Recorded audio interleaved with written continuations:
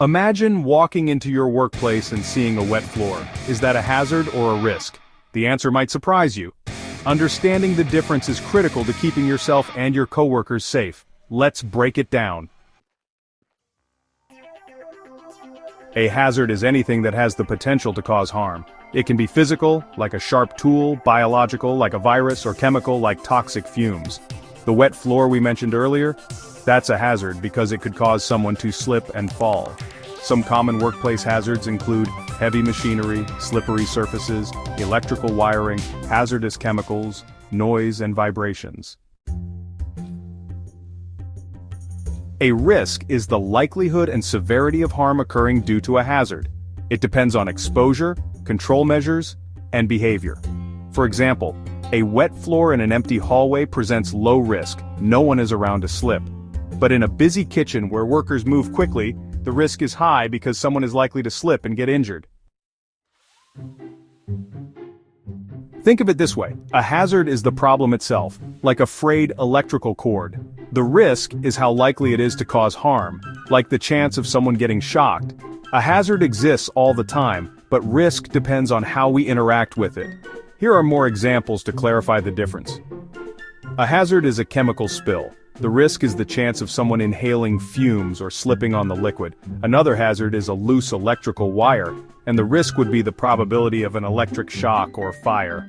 What about the hazard of poor housekeeping in a cluttered walkway? The risk is the likelihood of someone tripping and injuring themselves. Another often underestimated hazard is constant noise from tools or machines. The risk gets greater the longer we utilize the tools over time. The potential for hearing loss if no ear protection is used. How about the hazard of a forklift in motion? The risk would be the chance of a pedestrian being struck if proper safety zones aren't followed. One important factor in workplace safety is risk tolerance, how much risk a person is willing to accept. This can vary based on experience, training, personality, and workplace culture. For example, a veteran worker might recognize the dangers of a task and take extra precautions, while a less experienced worker might not perceive the risk as seriously. Understanding individual and company-wide risk tolerance helps in creating a safer work environment. Many workplace accidents happen when hazards aren't properly assessed for risk. Take the Exxon Valdez oil spill.